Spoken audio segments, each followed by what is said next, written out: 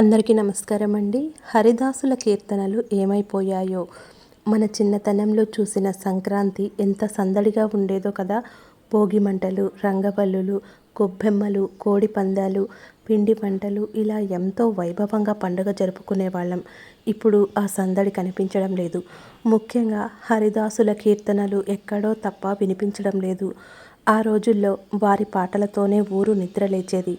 పట్టుపంచ కట్టుకొని, ఉత్తరీయం కప్పుకొని, కాళ్లకు గజ్జెలు, నుదుట వైష్ణవనామాలు, నెత్తిన అక్షయపాత్ర, మెడలో పూలదండతో, భుజంపై తంబుర, చేతిలో చిడతలు వాయిస్తూ ఇంటి ముందుకు వచ్చేవారు.